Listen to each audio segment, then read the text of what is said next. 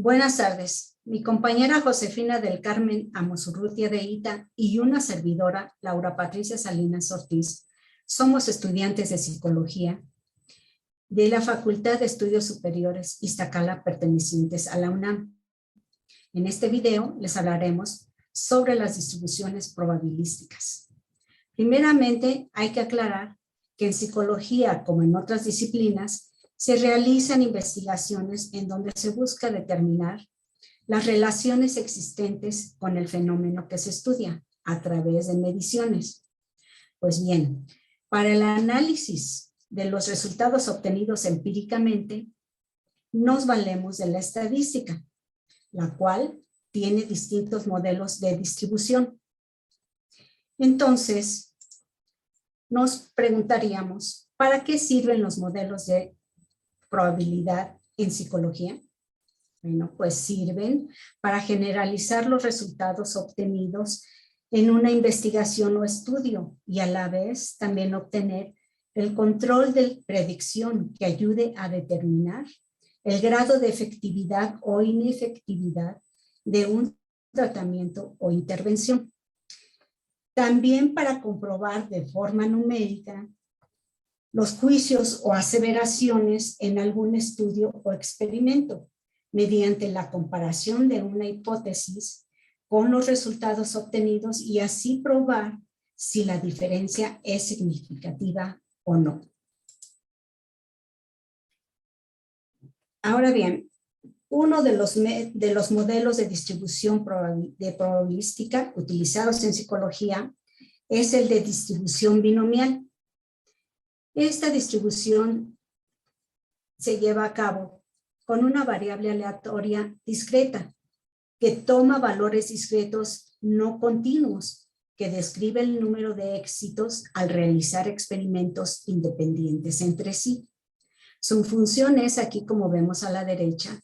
Esta es su fórmula, que la n quiere decir que son los números de ensayos, la x el número de éxitos, la p elevada a x es la probabilidad de éxito elevada al número de éxitos.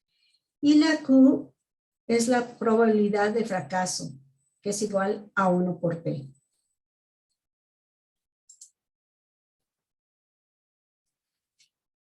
Este tipo de distribución resulta de contar el número de éxitos de repetir cierto número de veces un experimento, que tienen únicamente dos resultados, el éxito o el fracaso.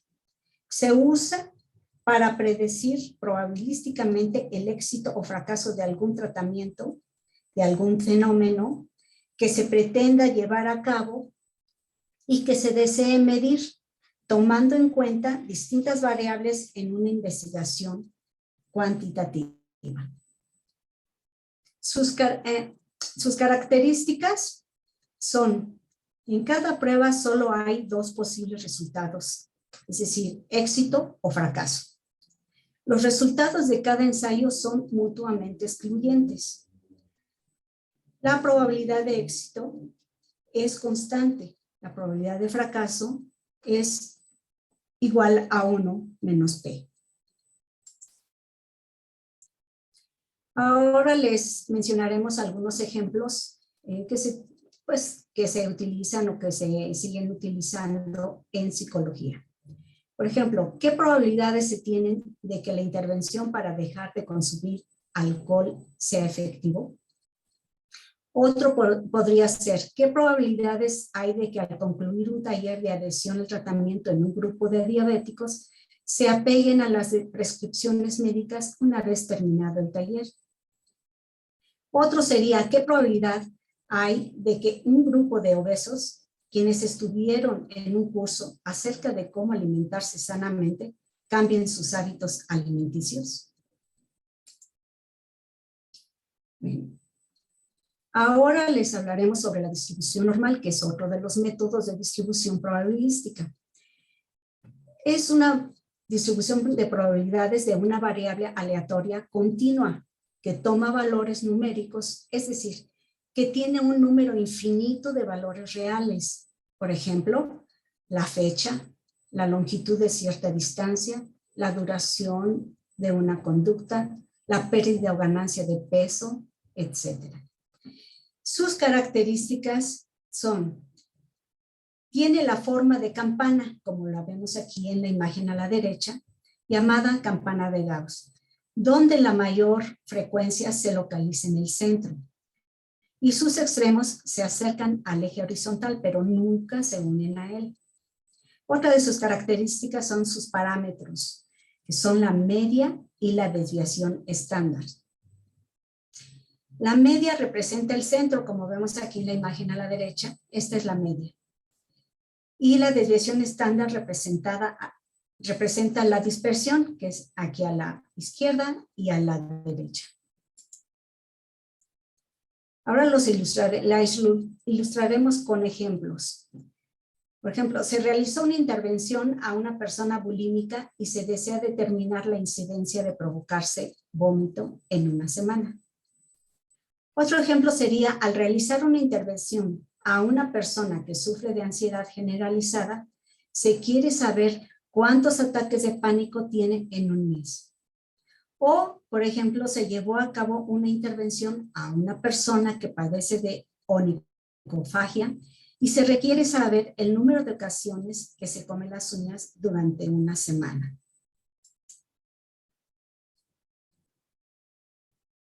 Una vez analizadas las características e importancia de la distribución binomial y normal, vamos a proceder al estudio de la contratación de hipótesis.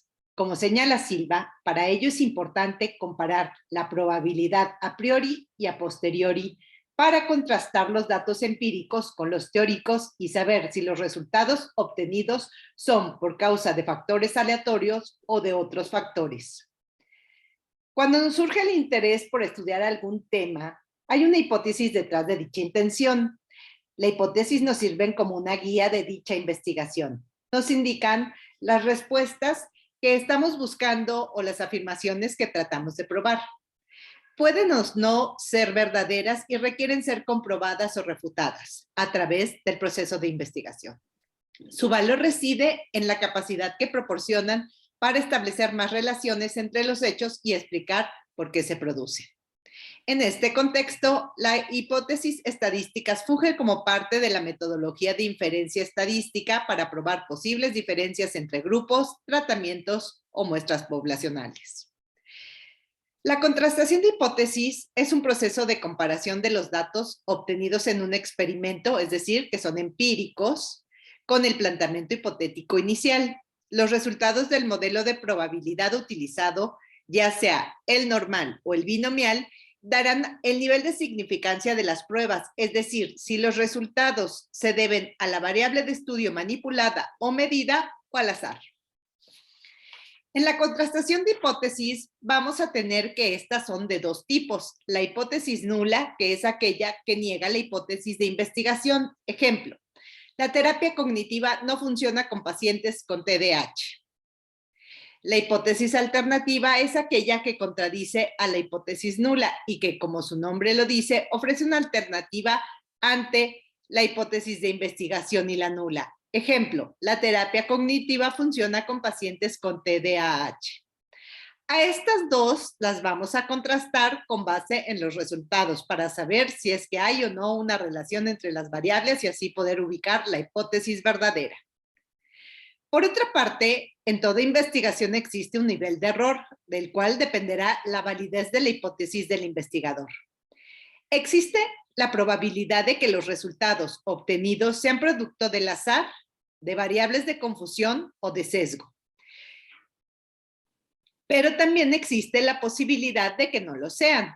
Conocer la magnitud del error es la tarea principal del investigador, quien debe estimar la probabilidad de ocurrencia de este buscando que sea de la menor magnitud posible.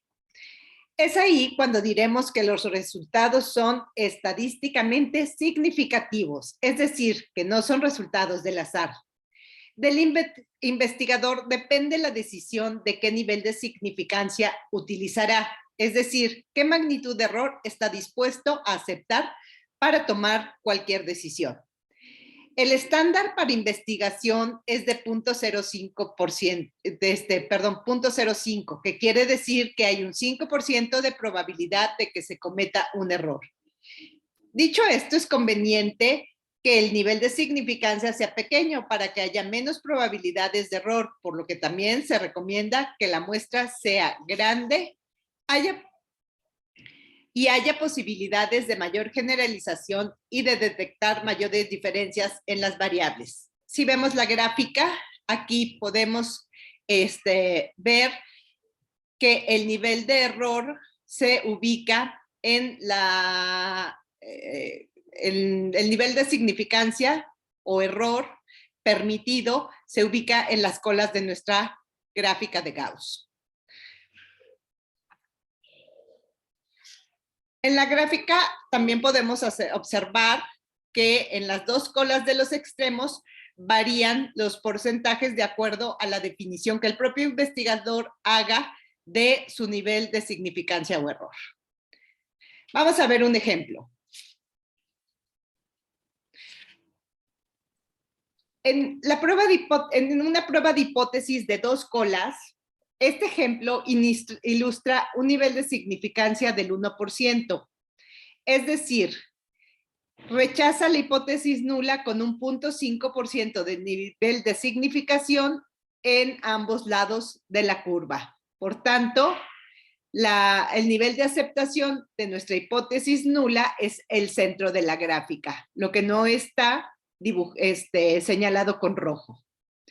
Si p-valor es menor al nivel de significancia, entonces rechazamos la hipótesis nula, HO, y concluimos en la hipótesis alterna que la hipótesis alterna es la verdadera. Si el p-valor no es menor al nivel de significancia, no podemos rechazar la hipótesis nula, lo cual no significa que debamos aceptarla. Significa simplemente que no podemos rechazarla. Aquí también podemos ver que está establecida la fórmula Z con el que se establece este nivel de significancia.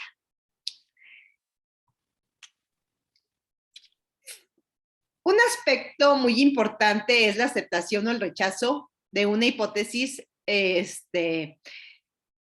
cuando se enfrentan dos tipos de error. La prueba tiene uno de dos resultados, o aceptamos la hipótesis nula o la rechazamos. Cuando evaluamos una hipótesis, podemos terminar con uno de estos dos tipos de error. El error tipo 1 es cuando rechazamos la hipótesis nula, pero es cierta. La probabilidad de cometer un error de tipo 1 es el nivel de significancia, también llamado alfa. El error tipo 2 es cuando no rechazamos la hipótesis nula, pero es falsa. La probabilidad de cometer un error de tipo 2 es la beta. Por otro lado, la posibilidad de no cometer tal error se denomina potencia de la prueba y es cuando se acepta la hipótesis. Un aspecto muy importante a considerar es la relación que guarda el nivel de significancia con el azar, ya que al hacer inferencias estadísticas siempre existe un riesgo de error, como ya decíamos. La carencia de se denomina precisión y cuanto más grande es la muestra, mayor es la precisión, disminuyendo la variabilidad del azar. De ahí la importancia de tener intervalos de confianza a fin de poder conocer la precisión de nuestra estimación dentro de una seguridad previamente definida, como ya lo señalábamos, nivel de significancia. Ahora les mostraremos algunos ejemplos de las variables aleatorias. Las discretas, cuando los valores que toma son separados, ya que adquieren un número finito de valores. Ejemplos. El sexo de los sujetos de un estudio. Por ejemplo, el femenino lo asignamos con número 1 y el masculino con el número 2.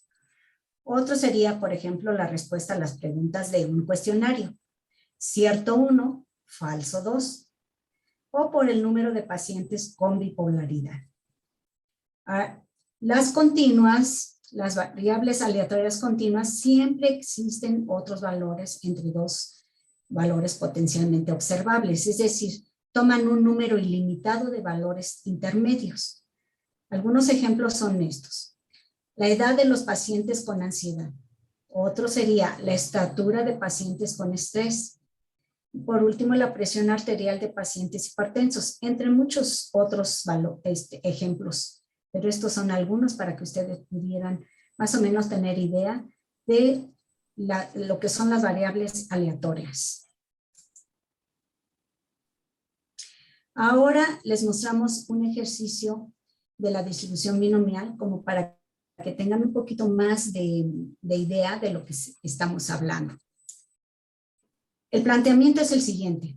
En una escuela primaria se ha identificado que el 3% de los alumnos han padecido un episodio de ansiedad. Entonces queremos determinar la probabilidad de que en un grupo de 22 alumnos se encuentren 2 niños con episodios de ansiedad. La fórmula es aquí la que antes ya mostramos, bueno, que es, aquí tenemos los datos, la P, pues es la probabilidad de éxito que tenemos aquí, que es el 3%. La N es el número de ensayos, que la tenemos aquí arriba. La X es el número de éxitos, ¿sí? Que es la X. Y la Q es la probabilidad de fracaso, que es el 97%. Ahora bien, si nosotros operacionalizamos la fórmula, haciendo todas las operaciones, como nos indica la fórmula, bueno, pues entonces estaremos viendo que la probabilidad de éxito es de 11.1 y la de fracaso sería 88.7%.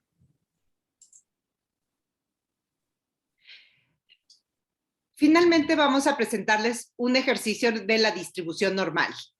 El planteamiento es que en el Hospital San José se atienden diariamente una media de 158 pacientes y la desviación estándar es de 4 pacientes. Para esto tenemos que encontrar la probabilidad de que el número de pacientes atendidos al día sea menor que 163. Perfecto. Lo primero que vamos a hacer es ver nuestra fórmula Z, que es igual a el número menos la media entre la desviación estándar. Entonces, nosotros tenemos que el parámetro que sea menor es de 163. Si le restamos la media, que es de 158, y lo dividimos entre la desviación estándar, obtenemos 1.25. Para ver cuánto nos representa 1.25, tenemos que ir a nuestra tabla Z. En esta tabla podemos identificar nuestro 1.2 en la columna vertical. Y nos vamos en la columna horizontal a ubicar el punto 5, a fin de que esos dos números nos den el 1.25. Si bajamos en ambos, encontramos que el punto donde convergen es el 39.40, el punto 39.44, que es el valor de la distancia que hay entre 158 y 163 pacientes. Sin embargo, el planteamiento no es ese. El planteamiento es cuántos pacientes al día son atendidos que estén por debajo de 163. Por tanto, si nosotros observamos nuestra gráfica de Gauss o nuestra gráfica de campana, distribución normal, vemos que el valor de la parte complementaria menor a 163 a la izquierda es de 0.5, que si sumamos a el punto 39.44 de la parte derecha de la campana, vemos que el valor total es de 0.8944. Por tanto, el resultado lo podemos señalar de la siguiente manera. La probabilidad de que el número de pacientes atendidos al día sea menor que 163 es el 89.44%. Evidentemente, si a eso le restamos el 100%, nos encontramos el porcentaje de pacientes que no serán atendidos. Y bueno, este es el ejemplo con el que tratamos de clarificar la distribución normal.